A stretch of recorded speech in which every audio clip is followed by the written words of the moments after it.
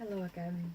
When I set up this channel, I'd intended to do videos kind of every day or every couple of days about different things, and I've not managed to be able to do that, basically because I'm still going through my own healing journey, and I'm kind of realising that I just need to share what I feel or what I learn in the moment, because one of the things that I've been aware of is that trauma isn't neat. It's not nice and sequential. It's not like a bloody well-oiled presentation for people. It doesn't have bullet points, although it can feel like being hit by a hell of a lot of bullets. So I feel like my journey with this is just needing to share as I understand and as I experience. And again, as I've said in other videos, it appears that a lot of that is probably going to involve me sharing after I've just been feeling a load of stuff, which again is the case this morning. My experience with trauma is that there's a hell of a lot of layers. It's not, like I say, it's not neat. It's not simple. It's not oh, you've just got to deal with this. You know, like severe trauma is very deep. It tends to have a lot of strands coming off it, different elements, and each of those elements is often kind of like a trauma in itself. So like multi-stranded trauma, it's not an easy or simple fix. You know, people can take drugs to be able to stagger on, but to actually truly heal, I think, is a journey. It's a life journey, and it's part of our soul paths. I've just been realising again this morning how difficult I still find a lot of things, and things that can often be unconscious a lot of the time. I'm probably going to go into stuff that is quite like raw or personal to me, so if you are watching this because you're truly wanting to understand or heal yourself, then you're very welcome. But I ask at a soul level, if people are just tuning into this for like voyeuristic tendencies or something unhealthy, then I ask to respect my personal space and please switch off, because this video isn't for you. I know that you need healing as well, you know, so maybe you do need to watch, but it's not healthy to just watch other people's pain voyeuristically. This is a learning process for all of us. I was realising again how deeply difficult I find it having anybody near me, just like full stop having anybody near me. Like my attack, my rape happened about 27 years ago now.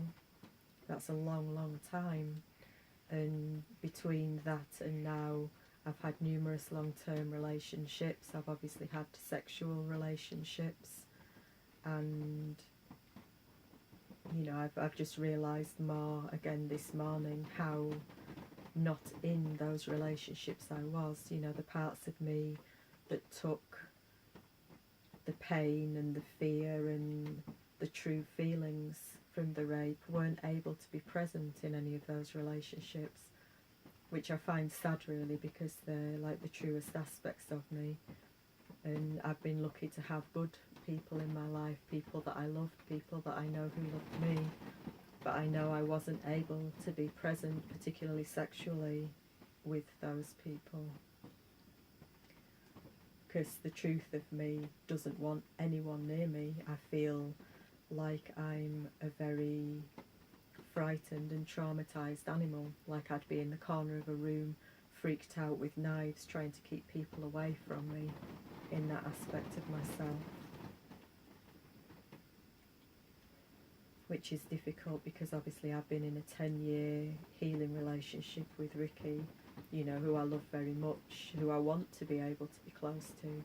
But that part of me, I don't want anybody near me. I don't want to be touched. I don't even want the skin on my arm touched, let alone any sexual touch.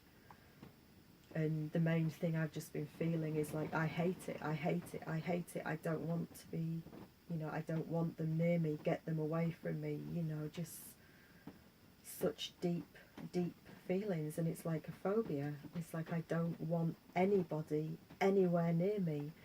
And it feels like I drew very, very strong lines saying that I don't want anybody near me. I mean, obviously I have had people near me through the years, but I feel like I've just had to go numb and go along with things to get by, and a lot of that has been fear, like fear of being attacked or hurt if I didn't do what the man wanted. And I just feel like this goes so deep for so many women who've gone through these experiences, and men, of course. I'm going to talk mainly about women because it's probably mainly women that are coming on this. But if you're a man who's gone through this, then my love goes out to you as well. These are such difficult and deep experiences for all of us. Like so many women after rape will not understand their behaviour, they won't understand how they are, they probably won't even be aware properly of how they are. I know after my attack, I went through a phase of carrying a knife around with me, and I couldn't actually let myself know why I was doing that. I couldn't let myself realise, like, I'm carrying a knife up my sleeve because I'm fucking terrified. I couldn't allow myself to realise that. It's like, that is the weird thing with trauma. It's like we're so fragmented after severe trauma. It's like some parts of us can be aware of some things, other parts are aware of other things, but it doesn't come together as a whole coherent picture. And I feel like, for my own healing journey, which I'm still on, obviously, like trying to get the understanding through all the different layers and all the fragments of ourselves, because the trauma shatters us, literally. I will do another video about the official take on trauma, all the stuff about the brain and the amygdala and all of these things, but this is more about how it feels rather than the textbook stuff. I know that I've been trying to filter understanding through different aspects of myself. There's some parts of me that understand that I went through a very bad, prolonged attack, that was violent, that was sexual, that was terrorising. Some parts of me are aware of that. Other parts of me are just in the feeling of different aspects of that. Other parts are just totally numb and in shock. And I think that's why the healing journey needs to be respected, and it's why I felt the need to do this channel, because it needs honesty.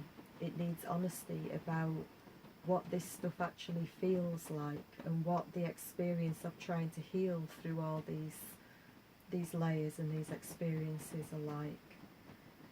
I mean, it might not be somebody else's experience. Somebody else might have gone through a more straightforward rape experience and been able to stay sort of semi-present with what was happening and be not as fragmented and screwed up from it as I am. And bless you on that, good luck, and fantastic that you've not been shattered as much.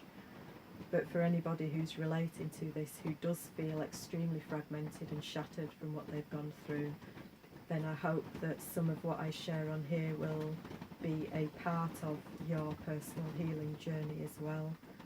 Because I do feel like we're all needing to basically understand what the hell happened to us, especially if, like me, you were drugged when you were attacked.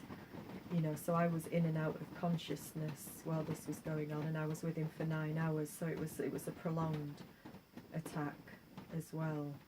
So for anybody who relates to that, I would guess that you've been a bit of a mess with it, like I have. And I don't think it helps us to just have somebody, talk textbook at us, because this stuff is messy and it's painful and it's emotional, and there's so much effect from these attacks, so many things. You know, just then while I was feeling about it, I was aware of, you know, like how it made me feel about my friends from that time that I feel turned their back on me. You know, so even just that little aspect, you know, that's painful and kind of traumatic in itself, and that wasn't even the trauma. You know, so, you know, like other people's attitudes towards us after we've been hurt, and other people's ignorance, you know, like not their fault, it's just where they're at, they don't understand. I mean, all of these things I feel like I need to try and do separate videos about.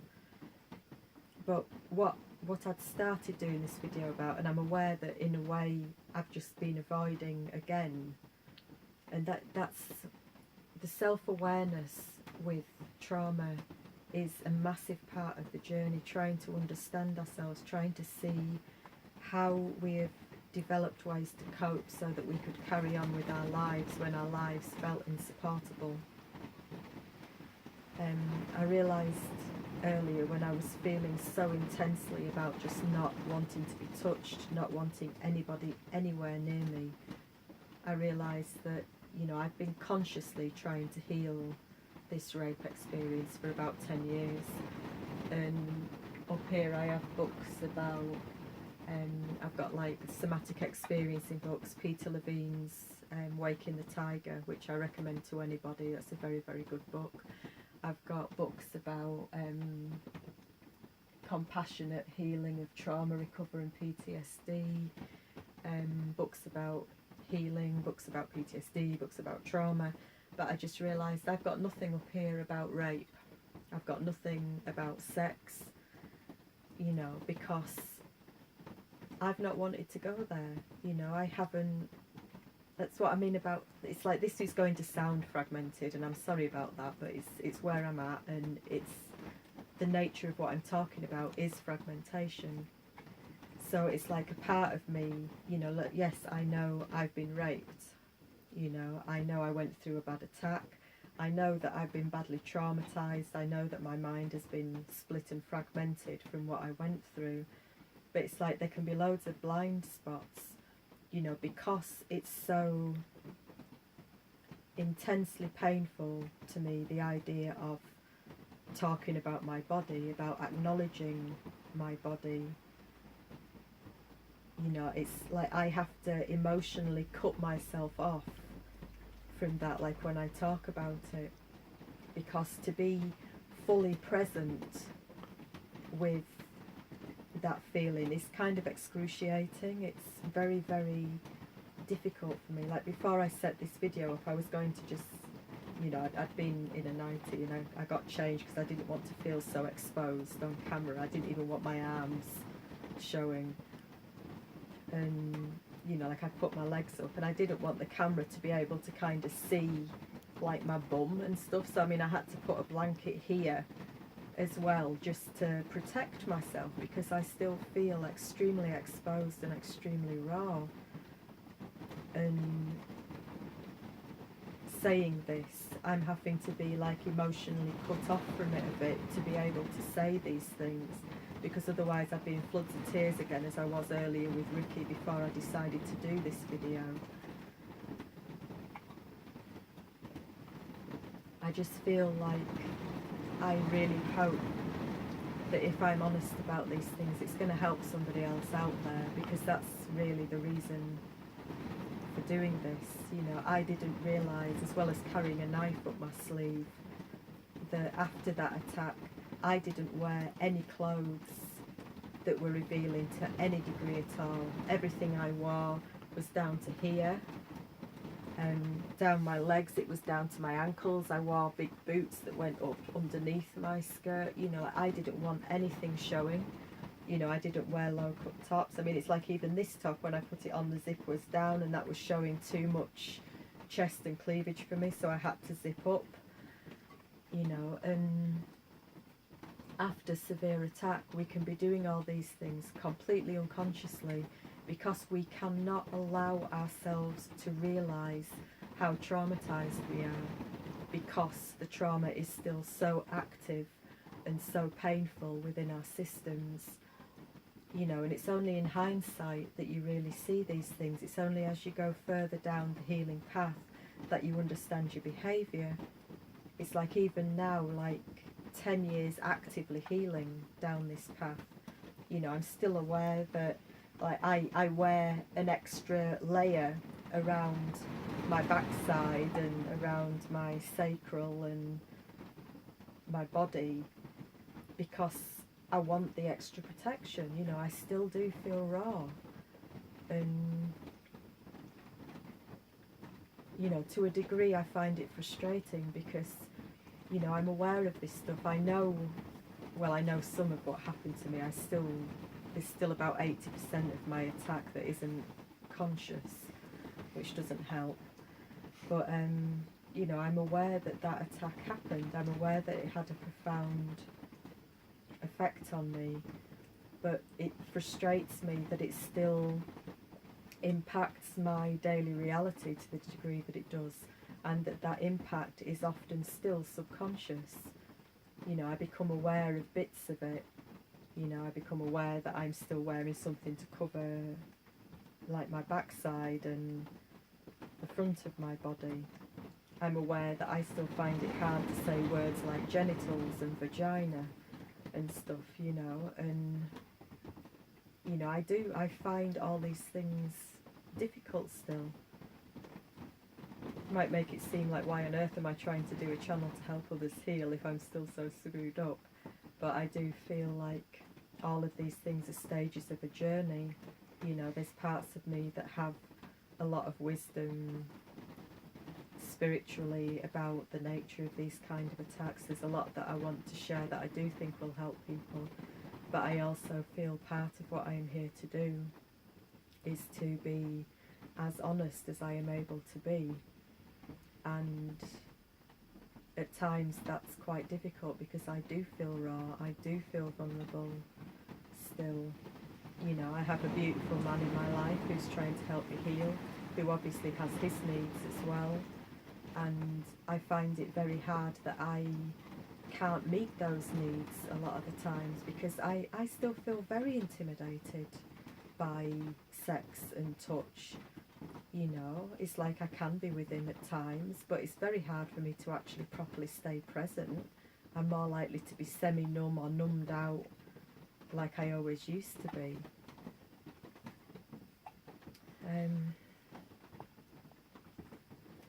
I suppose I am just going to try and put content up on this channel, and I'm going to just do it and hope that it does help some people, and hopefully some of the other videos might have something a bit more tangible to help. But I think really the nature of the layers of trauma and the fragmentation is, it's a very real thing, and if you have been through severe trauma that has shattered you, and I mean for me it felt like my life ended when that happened because I just went into like a no man's land. I lived like a ghost for a very long time until I met Ricky, until we actually started consciously to heal. So I lost about maybe 17 years of my life just kind of in a coping mechanism, very dissociated. You know, I knew I'd been raped and I thought I'd dealt with it. You know, I actually believed that I dealt with it, but I hadn't even touched on any of it. And that again is a self-protection mechanism.